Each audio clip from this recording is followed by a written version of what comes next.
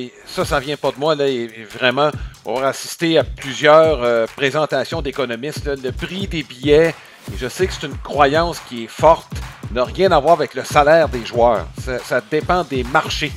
Ça dépend des marchés. Sinon, c'était relié au salaire, ce serait le même prix partout. Donc, tu sais, Ouais. tu baisses les salaires de moitié demain matin, Marc. Je te garantis que les prix baisseront pas au Yankee Stadium. Ben, écoute. C'est une question de marché. Ouais, ben, mais là, que tu me dises que ça n'a aucun rapport, là, je serais pas d'accord. Il y a sûrement un lien quelque part. Au jeu!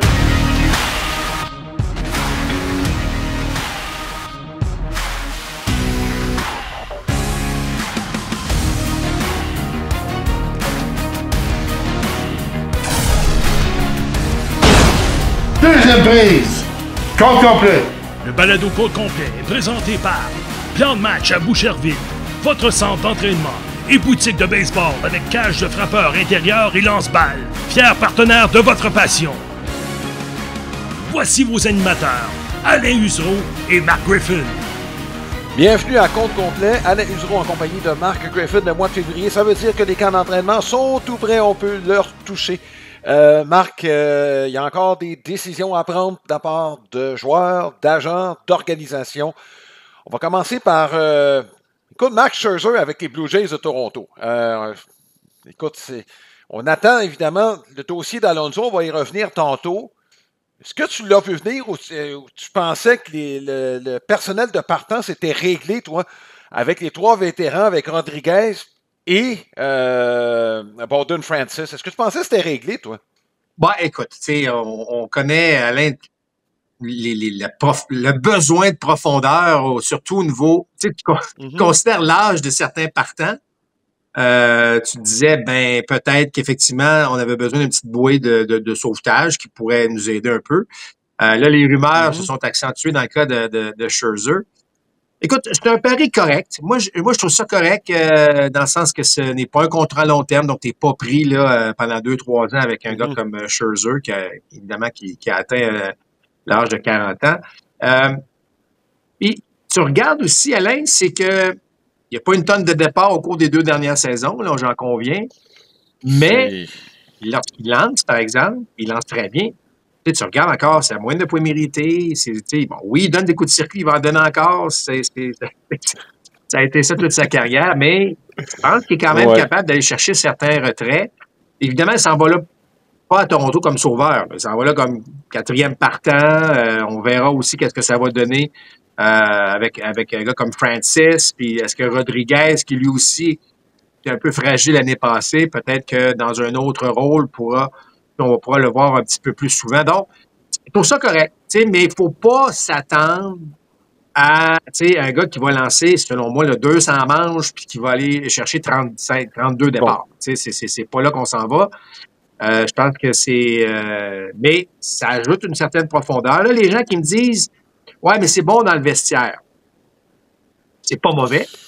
Mais tu sais, Alain, t'as Gausman, t'as Bassett, t'as Berrios, dans le sens que ce sont des gars qui ont déjà beaucoup d'expérience. Fait qu'un gars comme Manoah, qui éventuellement va revenir, ben, il y avait déjà des gars d'expérience autour de lui. Donc, c'est pas mauvais d'avoir un gars qui a gagné la Série mondiale. C'est pas mauvais du tout d'avoir un gars qui a beaucoup d'expérience. Mais c'est pas pour ça qu'on lui a donné 15 millions. Tu comprends? On va lui donner des manches. On va espérer qu'il va donner des manches de qualité. Puis c'est ça. Donc, ça ajoute, c'est pas mauvais non plus, Alain, pour la suite des choses, c'est-à-dire, est-ce qu'on veut attirer un autre joueur autonome alors que tu as un Scherzer qui a dit, ben, gars, je vais y aller pour 1 an. Donc, ça, c'est des éléments, tout ça qui entre en ligne de compte. Là. Tu vises quoi, 20 départs de la part de Max Scherzer? Tu regardes, bon, depuis 21, il n'y en a pas eu 30. Ça a été très difficile au cours des 2 dernières années. En fait, Marc, ça fait plusieurs années que même quand il va loin dans sa saison, qu'il casse au mois d'octobre. Tu comprends ce que je veux dire? Deux choses que je retiens, Alain, c'est les blessures, ce sont le bas du dos et la fatigue du bras. C'est vraiment ça. Donc, alors, il va falloir considérer la façon dont on va l'utiliser. Et puis, souvent, un 5e partant, il saute des tours des fois. Est-ce que c'est dans ce rôle-là qu'il va être un peu plus efficace? Mais chose certaine, c'est pas un gars que je pense... Écoute, 20 départs, ça serait un excellent pari, selon moi, s'il se rend là. Écoute, seul l'avenir nous le dira. Mais c'est sûr que c'est pas... Tu regardes les 2 dernières années, Alain, il avance en âge, donc... Mais bon, subi l'opération, sans mettre en santé, est-ce que ça va donner de meilleurs résultats cette année? On verra bien, mais chose certaine, je trouve ça correct, moi, comme pari de la part des Blue Jays de Toronto. Écoute, tu m'amènes quelque part, Marc, parce que chez les Red Sox de Boston, il n'y a rien de confirmé, mais on parle d'une rotation à 6 partants. Compte tenu, on a parlé de l'âge tantôt, compte tenu de l'âge des partants des Blue Jays, de la situation de Scherzer, on en a parlé depuis quelques années. Est-ce que tu penses qu'on pourrait s'en aller de ce côté-là chez les Blue Jays? Ben, moi, la 6 partants, je l'aime dans le sens où tu fais en sorte que tes partants vont un petit peu plus loin. Tu sais, un partant qui lance aux 6 jours et tu lui donnes 5 manches, là, moi, je trouve que ça tient pas la route. Mais si t'es partant, t'es prêt à les garder un petit peu plus longtemps, puis bon, là, tu vas me dire que les statistiques avancées, le 3e tour et tout ça, bon. Mais si t'es capable de les étirer un peu, tu sais, bon, le fameux 6 manches, 3 points, là, qui était un apport de qualité, mais si tu leur donnes un 6 puis tu les fais lancer la 7e si tout va bien, moi, j'ai pas de problème à avoir une rotation de 6. Je trouve même que c'est brillant à la limite. Mais, tu sais, je veux dire, encore une fois, là, si tu les fais pas affronter un 3e tour, c'est que là, tu vas exposer ta relève encore plus, puis bon. Alors, si tu as à faire ça, étire les départs, évidemment. Il faut que le rendement soit là, mais étire le départ, parce que le 6 partant, si tu étires un peu les départs, vont aider tes releveurs aussi. Tu sais, puis on va enlever un peu de tâches, évidemment, de manches lancées à tes releveurs, qui, on le sait, en fin de saison, ça devient la clé, là, puis le début des séries. Donc, moi, je n'avais pas ça, une rotation à 6 partants, bien honnêtement. Puis, effectivement, compte tenu de l'âge, ça pourrait être une direction dans laquelle les Blue Jays disent vont se diriger, oui. Oui. Ou ça peut être pendant la saison, à un moment donné, on décide pendant 2 semaines d'y aller à 6, puis bon, mais certains sont capables d'en prendre plus que d'autres. Enfin, ça m'intrigue. Mais tu sais, Alain, il faut faire attention parce qu'il y a une routine, hein. Tu sais, chaque lanceur a une routine. Fait que si tu y vas à 5, vas-y à 5. Mais je suis pas sûr que tu peux aller à 5, puis là, on va aller à 6, puis on va revenir à 5, puis on va retourner à 6. Là, écoute, je suis pas lanceur, mais je sais, pour en avoir côtoyé plusieurs, il y a des routines entre les départs. Alors, il va falloir... Il faut que la décision se prenne quand même assez tôt, selon moi, qu'on puisse adhérer dans cette direction-là. Bon. D'autres dossiers, Marc, on se répète encore, le dossier d'Alonso et de Bregman.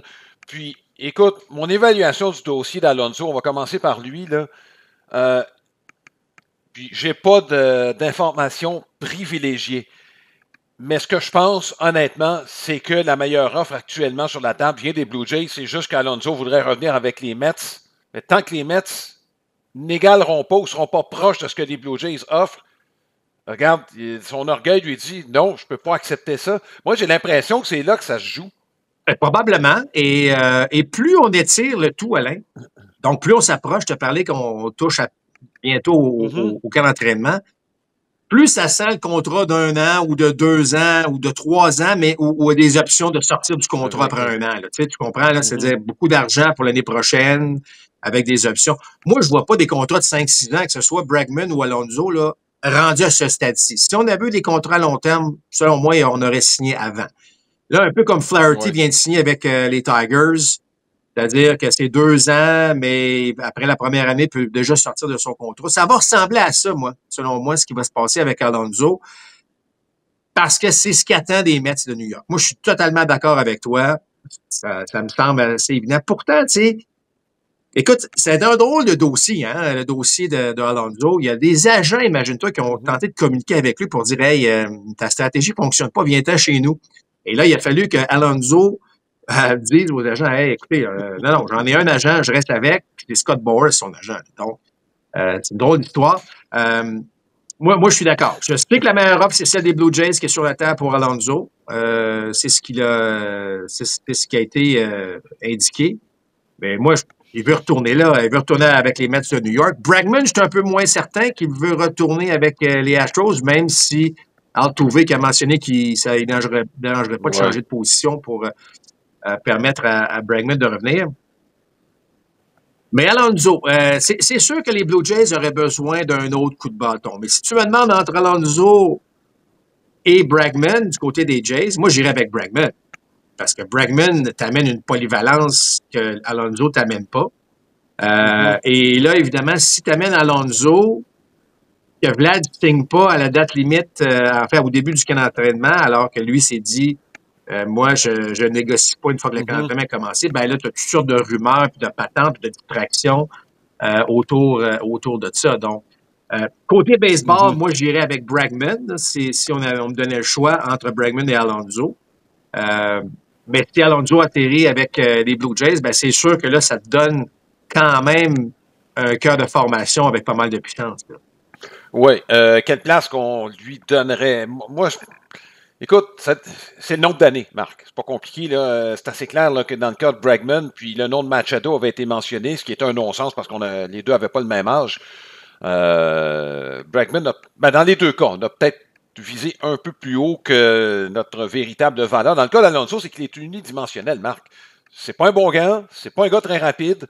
Donc, tout ce qui lui reste, c'est un coup de bâton solide. Puis dans le fond, si tu voulais avoir quelque chose comme Alonso, tu aurais pu te tourner vers Jake Burger un peu plus tôt que les Rangers ont obtenu pour pas grand-chose.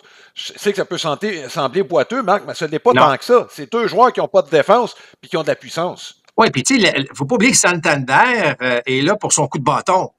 Alors, tu sais, c'est pas un grand voltigeur, c'est pas un gars qui excelle à ce niveau-là. C'est pas mauvais, là. Mais tu sais, tu veux l'utiliser comme frappeur de choix de temps en temps, comme tu vas vouloir utiliser Vlad comme frappeur de choix de temps en temps. Alors, c'est pour ça que je préférais Bregman. Bregman peut jouer à recours, deuxième but, troisième but. Bon. Tu sais, en termes de polyvalence, moi, je pense qu'il serait mieux, les Blue Jays seraient mieux avec Bregman. Mais je pense que les Blue Jays ne sont plus dans le coup avec Bregman. Mais ceci étant dit, ça serait bon d'avoir C'était pas leur priorité. Ça serait bon d'avoir un autre coup de bâton, Alain, du côté des Blue Jays de Toronto pour vraiment là, se donner une chance de lutter avec les autres équipes. Oui. Écoute, le dossier Bregman, je ne suis pas sûr que c'était une priorité des Blue Jays de Toronto. Je regardais un petit peu l'avant-champ. Bichette, regarde, est-ce qu'on essaie de l'échanger? Je ne sais pas. Mais c'est sûr qu'un retour en santé, productif, ça ferait du bien. Je ne sais pas quels sont les plans pour Martinez, un autre à qui on peut laisser de la place. C'est le prospect numéro 1. Va revenir. Ça aussi, ça peut jouer dans l'équation. Écoute, le nom de Bregman est associé aux Tigers de Détroit. On va parler des Tigers, Marc. Il y a beaucoup de jeunes. Là, si on s'en va avec Bregman, on a déjà embauché Gleyber Torres. Là, on ajoute Bregman. Là, il y a... Bon, les Tigers ont de l'argent. Ils ont décidé... Bon, puis c'est un peu logique dans un sens, puis ça ne l'est pas dans l'autre, parce qu'on a beaucoup de jeunes, Marc, à qui on pourrait faire de la place. Tu sais, on parlait de Sweeney, on parlait de Young. Cole Keith est obligé de changer de place parce qu'on vient d'embaucher Torres. Torkelson, s'il commence la saison avec les Tigers, regarde, je vais être le premier surpris. Donc, je ne sais pas exactement le plan des Tigers, c'est quoi exactement. On vient de faire des séries. Là, Flaherty revient. Bref, tu sais, je comprends Bregman, mais d'un autre côté, notre virage jeunesse, on fait quoi avec ça? Ben, c'est qu'on a goûté aux séries, tu l'as dit. Et AJ Hinch est là. D'ailleurs, je trouve ça brillant de la part de Flaherty de retourner à Détroit. Je pense qu'il s'attendait à un marché plus important pour lui. Mais là, il retourne à un endroit où, premièrement, ça a fonctionné. C'est là qu'il a repris un peu sa valeur. Il aime l'instructeur des lanceurs, il aime son gérant. Il s'en va dans un endroit confortable. Ça, je trouve que c'était tellement important pour un joueur. Évidemment, avec un Tarek Skubal, soudainement, ben ça donne... on est allé chercher Alex Cobb, Tommy Canley, qui vient donner un coup de main aussi en relève. On est en train... Tu sais, les équipes de la centrale, les Royals vont faire des bonnes choses encore, vont être probablement les favoris dans cette division-là, mais tu sais, les Tigers, soudainement, Cleveland qui est toujours là, même si on a effectué pas mal de changements. Mais autrement dit, il y a toujours une fenêtre, selon moi, dans la centrale. Puis là, je trouve que ce que les Tigers font, c'est intéressant. Alors, on se dit, est-ce que d'ajouter un Bregman, c'est sûr que ça empêche un jeune peut-être de jouer un petit peu plus, Alain, mais à la fin de la journée, c'est quoi que tu veux? Là? Tu veux faire les séries, tu veux gagner. Puis écoute, c'est sûr qu'avec un Bregman, ça fait ton plus haut salarié ou presque baise, il jouera pas. Il sera pas régulier. Mais bon, ça, il faut l'avaler. Là, je pense qu'on a réalisé l'erreur qu'on a faite à ce niveau-là. D'ailleurs, on aurait pu leur dire lorsqu'ils avaient signé, mais bon. Mais je trouve ça le fun de voir des équipes de la centrale bouger de la sorte. On pourrait parler des Reds dans la nationale, mais je trouve ça le fun de voir les équipes de la centrale bouger parce que, tu sais, Alain, c'est de faire les séries qui est important parce qu'une fois qu'il est dans la série, tu le sais, tout peut arriver. Puis là, à ce moment-là, on peut bouger. Mais moi, je m'attends, si Bregman se retrouve avec les Tigers, ben, ça va être, comme j'ai mentionné, ça va être un contrat de 2 ans ou 3 ans maximum. Ça ne sera pas le 6 ans qu'ils cherchent là. C'est 3 ans maximum, mais avec ce qu'on appelle des opt-out. Donc, après une première année, il va pouvoir sortir. C'est ce que Boris fait beaucoup avec les joueurs. Puis, tu sais, Alain, il ne faut pas faire l'erreur de signer une fois que le camp d'entraînement est commencé ou au pire, une fois que la saison a commencé. Je pense que tout le monde a appris de l'année dernière. Là. Alors là, c'est pour ça que j'ai l'impression que les contrats qui s'en viennent, on n'en verra plus des contrats de 5-6 ans. Là. Ça va être des contrats avec beaucoup d'options de sortir du contrat. Là.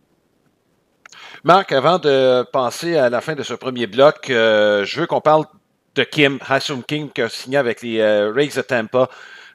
J'en ai parlé dans les balados précédents lorsque le marché des joueurs autonomes a commencé. C'est un joueur, bon, il y avait Adamez, qui était en haut de ma liste, et j'avais Kim comme deuxième choix. Kim s'en va à Tampa. Tampa, encore une fois, qui vient d'en passer peut-être une vite. Mais Marc, je me dis, il y a peut-être des rapports sur l'état de l'épaule de Kim qui a inquiété plusieurs équipes. Je trouve pas ça normal que ce gars-là, avec la qualité de son gant, avec un bâton adéquat, que ce gars-là se retrouvant avec un contrat de 2 ans seulement. Moi, j'ai l'impression que son état de santé a fait peur à beaucoup d'équipes. Oui, bien d'accord avec toi à ce niveau-là. Moi aussi, je m'attendais à un marché beaucoup plus volubile avec Kim. Et effectivement, il y a des détails qui nous échappent, c'est clair. D'ailleurs, il ne commencera pas la saison à ce niveau-là, mais écoute, il revient par contre en santé. Peut-être le fait justement qu'on n'est pas sûr s'il va même, tu sais, où il va commencer quand exactement. Bon, on voulait peut-être un peu plus de stabilité chez les autres équipes, mais effectivement, les Rays, en signant pour 2 ans, ben au moins on s'assure peut-être de quelque chose à ce niveau-là. Chaque fois que les Rays signent quelqu'un, tu as l'impression qu'ils en ont effectivement passé une petite vite, mais tu regardes le marché, Alain, il y a beaucoup d'argent qui vont à certains joueurs, mais après ça se calme pas mal. Là. C'est pas. On va en parler dans le prochain bloc là, de l'histoire des Dodgers de Los Angeles, mais on va sortir des chiffres, mais ça va surprendre. Mais toujours est-il que j'aime ce que les Rays ont fait durant l'hiver. Là. Encore une fois, c'est pour ça que les Blue Jays doivent réagir encore. Ils ont fait des bonnes choses. Là. On doit continuer de le faire si on veut rester dans la course parce que ça va être toute une division encore une fois cette année. Ben oui, comme d'habitude. Ben, c'est le temps de la question de la semaine présentée par Sylmar Autoville. C'est votre détaillant pour les pneus de voitures et de camions classiques et antiques. Je vous invite à consulter le www.sylmar.ca. C'est pas compliqué, on a parlé des Blue Jays. Est-ce que l'âge des lanceurs partants des Blue Jays vous inquiète? On vous demande de vous adresser sur notre site internet comptecomplet.com, notre page Facebook également, et c'est facebook.com/compte complet balado. On vous invite donc à vous prononcer sur cette question alors qu'on s'approche du début des camps d'entraînement, à peine 2 semaines. Alain, je rappelle à nos auditeurs notre partenaire Plan de Match, qu'on remercie d'ailleurs, notre partenaire principal, Boutique. Plan de Match est à Boucherville. On entend des petites rumeurs qu'il y a aussi un petit Plan de Match qui va ouvrir dans le coin du Saguenay. Alors ça sera à venir. Donc, des choses intéressantes. Mais allez, la boutique en ligne, si vous êtes dans le coin de la Rive-Sud de la région de Montréal, à Boucherville, cage de frappeurs, cours privés, des cours aussi en groupe, tout ce que vous voulez pour le baseball. Donc, Plan de Match, on les remercie. D'ailleurs, si vous voulez plus d'informations sur notre balado ou tout ce qui se passe autour de Compte Complet, allez visiter notre site internet www.comptecomplet.com. Marc, il y a des propos qui m'ont fait sursauter au cours des 2 dernières semaines et ça vient du fils de George Steinbrenner, Hal Steinbrenner, je le précise parce que George, écoute, quand on a eu les premières cuvées de joueurs autonomes dépensées et on disait que c'était pas très bon pour le baseball. Et là, je cite Hal Steinbrenner, on n'est plus capable de suivre les Dodgers. Ouais. Ouf! Si les Yankees sont rendus là, alors Marc, ils ne sont pas à plaindre, font partie des gros marchés encore, mais ça démontre quand même la disparité croissante, encore une fois, entre les grosses équipes. Ça va s'arrêter où? Ouais. J'entends ça depuis, Marc, depuis la première cuvée des joueurs autonomes. Autrement dit, ça fait presque 50 ans qu'on se dit que ça va arrêter à un moment donné. Est-ce qu'on est proche de la fin ou... Écoute, Alain, c'est sûr que ça expose le problème. Et n'oubliez pas que la convention collective se termine après la saison 2026. Alors, ça s'en vient, là. Et c'est vrai qu'à chaque convention, on se dit ça, Alain. Mais là, écoute, je sais que ça fait... Tu sais, l'hiver, c'est toujours pire. Parce que c'est les gros contrats. C'est les Juan Soto, là. C'était Shohei Ohtani, c'était Aaron Judge auparavant. Là, c'est Soto cette année. Puis là, 700 millions, puis on atteint des chiffres qu'on pensait jamais entendre. Mais Alain, tu grattes un peu, là. C'est 50% des joueurs qui font 1,5 million et moins. En exact. 2024, là, c'est des chiffres qui sont récents, là. Ouais. Fait que là, autrement dit, là, ce que je veux dire par là, c'est que, puis là, ils font pas pitié, là, mais on parle en termes baseball, là, en termes de sport professionnel, 1,5, c'est beaucoup d'argent, mais tu sais, on s'entend que c'est pas bon. Alors, t'es dans le vestiaire, là, puis toi, tu fais comme la moitié des joueurs du baseball majeur. Il y a au-dessus de 1000 joueurs qui ont joué dans le baseball majeur en 2024. Fait 1,5 million, puis le gars à côté de toi, il fait ça par match. J'exagère à peine, là, puis je parle des Soto, puis je parle des... Fait que, tu sais, c'est que là, il y a non seulement une disparité en termes d'équipe.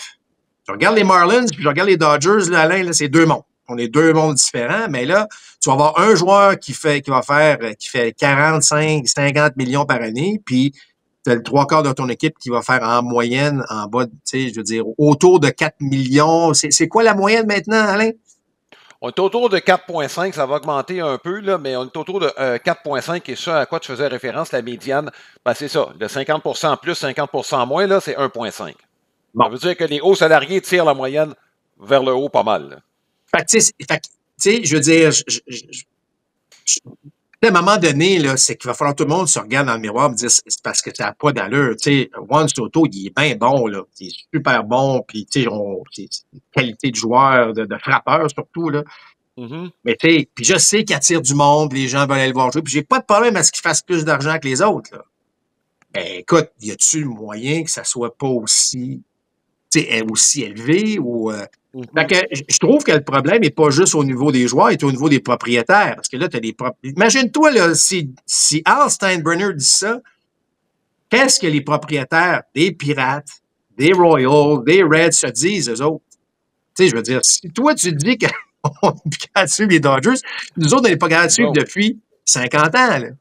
Fait que il va falloir un ménage. Mais le ménage passe-t-il vraiment par un plafond? La réponse est probablement que ça aiderait énormément, mais ça n'arrivera pas. Ça n'arrivera pas avec l'association des joueurs, à moins qu'il y ait un conflit de travail épouvantable qui dure pendant 1 an. Tu sais, je veux dire. Mais il faut, selon moi, il y a des choses il y a des solutions, selon moi, qui pourraient être apportées à ça. Tu sais. Est-ce qu'on pourrait pas justement baisser le montant de la taxe de luxe? C'est-à-dire que si tu atteins 200 millions, tu payes déjà une taxe, puis tu obliges les équipes, Alain, qui reçoivent des montants très importants, tu les obliges à mettre cet argent-là que vous recevez de l'industrie même, là, dans la masse salariale. Mais combien de propriétaires ils prennent ça puis ils ne mettent pas dans la masse salariale, là, tu sais? Fait que là, il y a des choses, je pense, qui pourraient fonctionner, mais où je trouve que là, ça s'en vient dangereux. Tu sais, je blâme pas les Dodgers, là, parce que, tu sais, ils font leur devoir, puis ce sont les règles, puis c'est correct. Et moi, j'aime mieux qu'on tire vers le haut que qu'on tire vers le bas. Mais où j'aime moins où ça s'en va, c'est que là, le baseball, qui est un sport, excusez l'expression, mais qu'on disait family and fun, là, tu sais, là, on va-tu pouvoir se le permettre, là? Tu sais, à un moment donné, là, ça devient extrêmement dispendieux parce qu'il faut que quelqu'un paye pour qu'on puisse payer ces salaires-là, là. Oui, juste un petit bémol là-dessus, par contre, Marc, là, sur le plan, et ça vient pas de moi, là, et vraiment, on va assister à plusieurs présentations d'économistes, là, le prix des billets, et je sais que c'est une croyance qui est forte, n'a rien à voir avec le salaire des joueurs. Ça dépend des marchés. Ça dépend des marchés. Sinon, si c'était relié au salaire, ce serait le même prix partout. Donc, tu sais, tu baisses les salaires de moitié demain matin, Marc, je te garantis que les prix ne baisseront pas au Yankee Stadium. Ben, écoute. C'est une question de marché. Oui, mais là, que tu me dises que ça n'a aucun rapport, là, je ne serais pas d'accord. Il y a sûrement un lien quelque part, mais en tout cas, on pourrait s'obstiner longtemps là-dessus, mais non, mais tu comprends ce que je veux dire, c'est que ce soit le prix ou que ce soit le hot dog que tu achètes, là, qui est rendu bon. Tu comprends? Et à un moment donné, c'est sûr que c'est là que je veux. Mais c'est pas là. La priorité, c'est vraiment. En fait, la priorité, Alain, serait qu'on crée une ligue où il y a plus de parité. Il faut que ça soit. Je veux dire, tantôt on parlait de la centrale, puis c'est le fun d'avoir la centrale, mais la centrale, là, heureusement que les équipes de la centrale se comportent un peu de la même manière que les équipes sur les côtes, parce que il n'y a pas de, gros, les Juan Soto, là, ce sont pas, ou Shohei Ohtani, ou peu importe les gros contrats qui se sont donnés, il y en a beaucoup moins dans la centrale. Alors, ça leur donne une chance. Mais tu sais, Alain, à un moment donné, il va falloir jouer sur le même terrain de jeu, là. Puis, le modèle devrait être la NFL, Marc. Dans les centrales, bon, les deux gros marchés, il y a deux équipes, qui sont dans la même ville, qui sont à Chicago, mais ça démontre que si c'est un deuxième étage tout croche, surtout dans l'américaine, là, que ça se peut que ça marche pas. Du côté des Cubs, on a les moyens, Marc, mais on a fait la même erreur que les Phillies. On a laissé vieillir le noyau trop longtemps. Rappelle-toi, avec les Phillies, Marc, cette belle équipe de 2007 à 2011, on a fait la même erreur avec les Cubs, avec les Bryant, avec les Rizzo, puis regarde, on s'est retrouvé gros gens comme devant. C'était ça l'erreur des Cubs, de ne pas être capable de se renouveler. Quant aux White Sox, regarde, Jerry Reinsdorf n'a qu'à se regarder dans le miroir. Ça, bon. Mais, puis, je veux juste faire le parallèle avec ce que tu dis, une question de parité, que la NFL devrait être le modèle. Regarde, c'est qui le joueur de l'heure dans la Ligue nationale de football? C'est Pat Mahomes, on va s'entendre là-dessus. Il joue pour qui? Il joue pas à New York. Tu sais, il joue pas à Green Bay, c'est une des équipes les plus célèbres dans la Ligue nationale de football. Pas parce que c'est un gros marché, mais les bons joueurs vont attirer l'attention, peu importe où ils vont jouer. C'est pas compliqué, là. Oui, à New York, tu vas peut-être, comme Joe Namath, tout le monde se rappelle de lui. Il a été bon, mais pas si bon que ça, mais tout le monde s'en rappelle.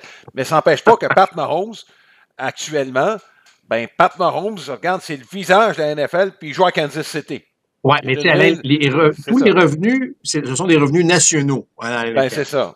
C'est ça. Donc, autrement dit, faire un dessin, c'est que tous les revenus s'en vont dans un pot, puis on distribue. Ce qui n'est pas le cas dans le baseball. Voilà. Alors, chaque marché... pourrait changer, Marc.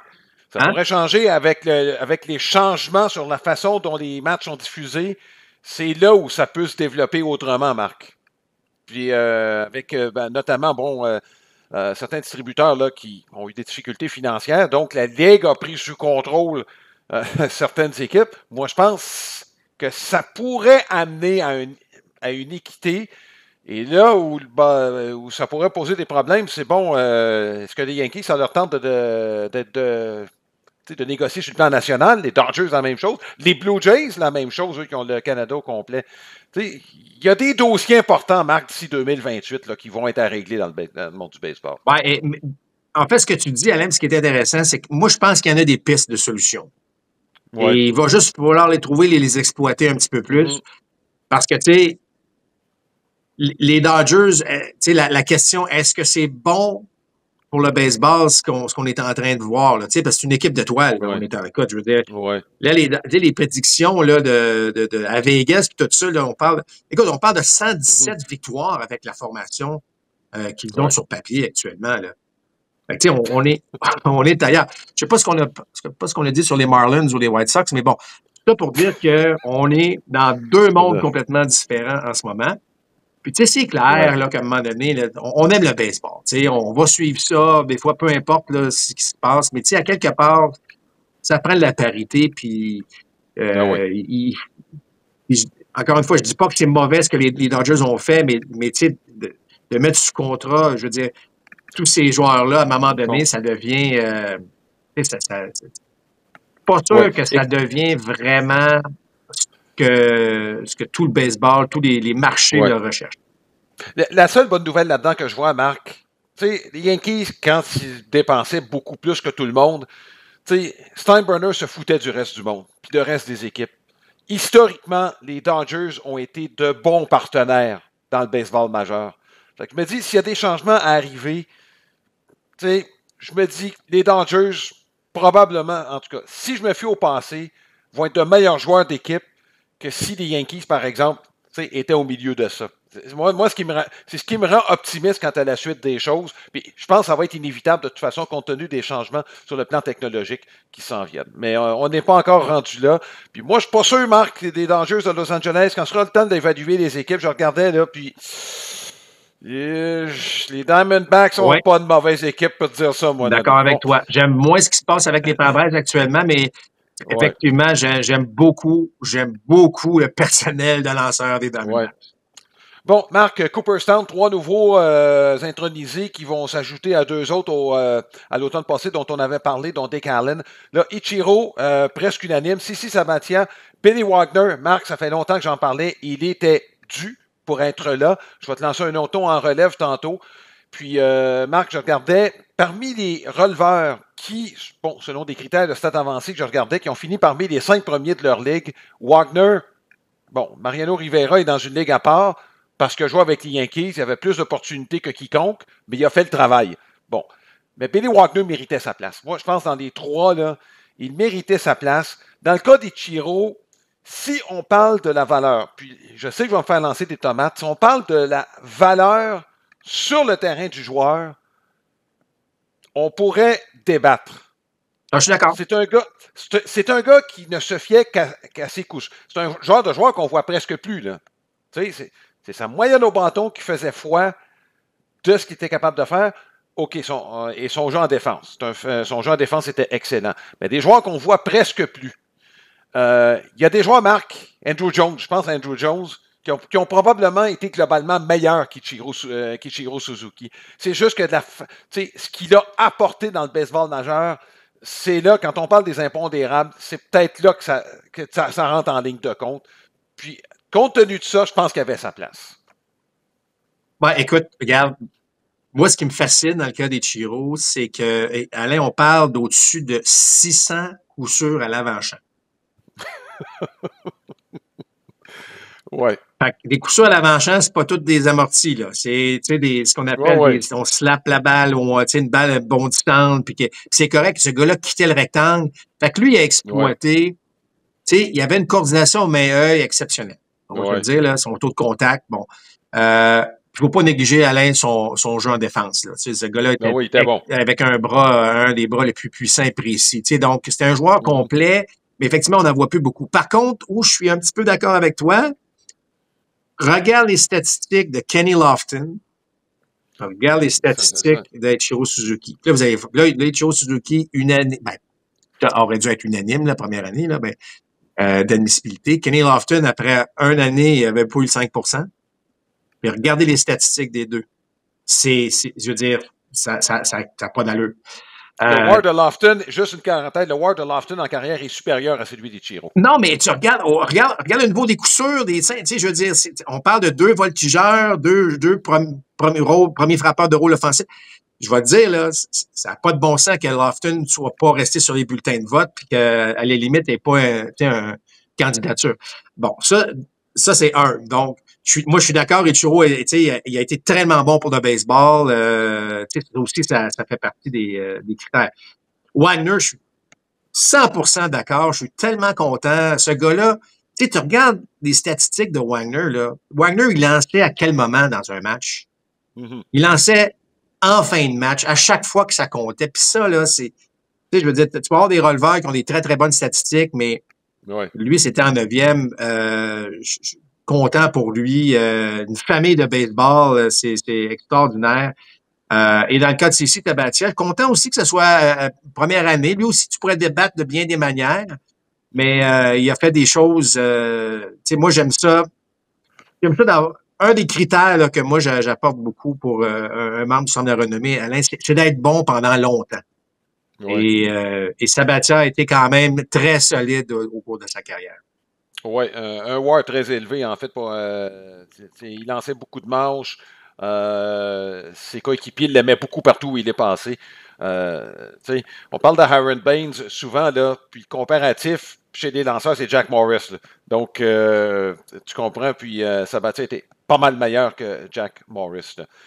Marc, je veux qu'on revienne en arrière un peu. Il y a 2 anciens instructeurs gérants des expos qui sont décédés au cours des dernières semaines. Tu les as côtoyés tous les deux. Je veux d'abord qu'on parle de Bobby Coyard qui était là pendant un bon moment sous Philippe Alou comme gérant.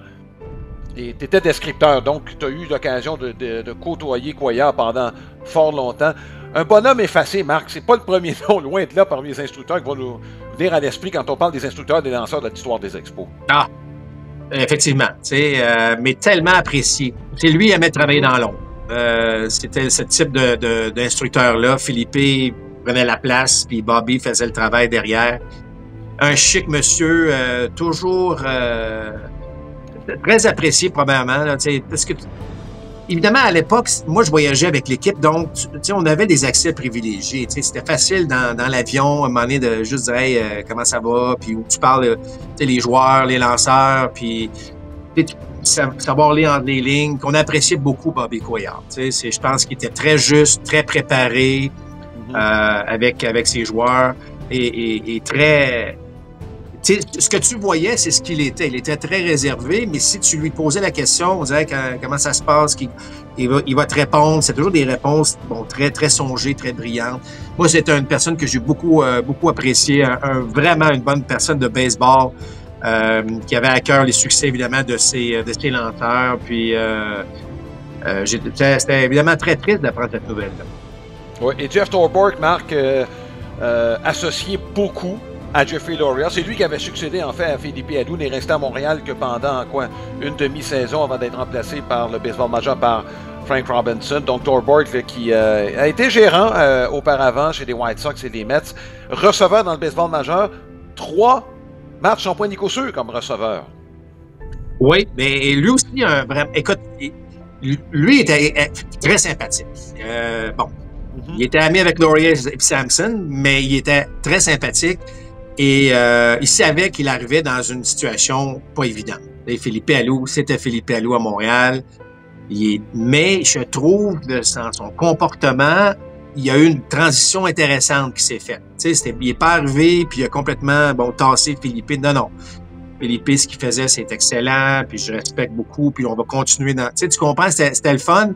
Un homme de famille, sa famille était très importante pour lui. Il en parlait beaucoup lors de ses points de presse. J'ai eu l'occasion de rencontrer un de ses enfants, certes. Puis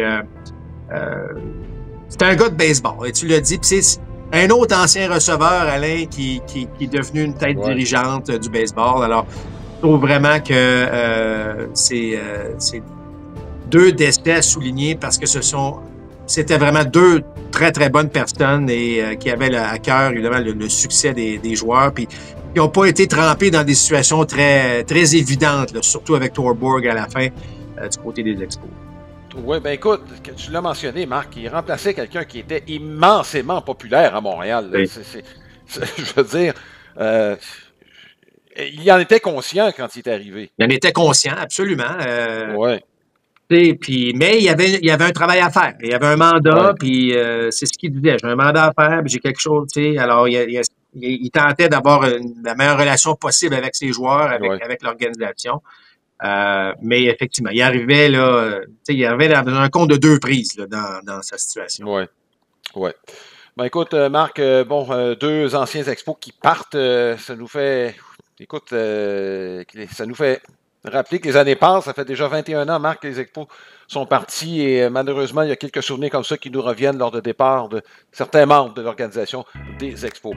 C'est le temps de la carte de la semaine qui est une présentation de card-dépôt.ca. C'est votre détaillant de cartes sportives et non sportives avec plus de 14 000 articles en vente sur eBay.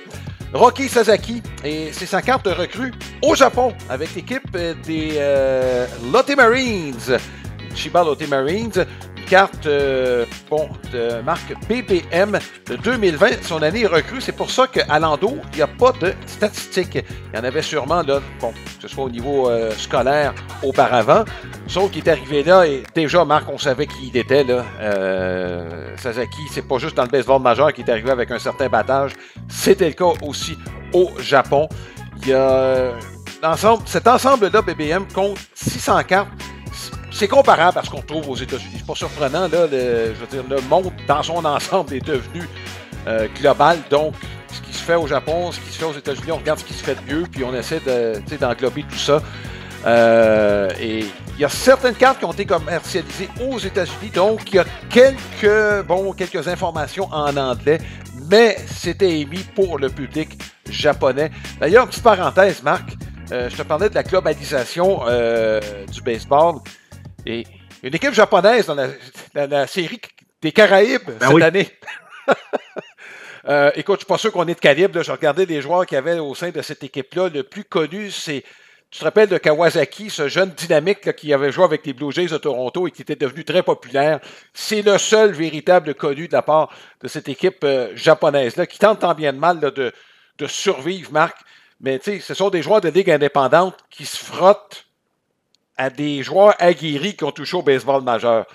Écoute, Marc, je sais pas, là, mais si tu amenais les Capitales de Québec là-bas, même une équipe d'étoiles des Capitales puis des Aigles de Trois-Rivières, tu pourras peut-être me préciser un peu ça. J'ai beaucoup de respect pour tout ce qui se fait avec les Capitales, mais ce serait tout un défi là, à relever d'aller jouer dans ce calibre-là. Là. Surtout que le Mexique va très, très bien, d'ailleurs, hein, dans ce tournoi-là. Et pour revenir à Sasaki, écoute, il n'a pas lancé encore dans le baseball majeur.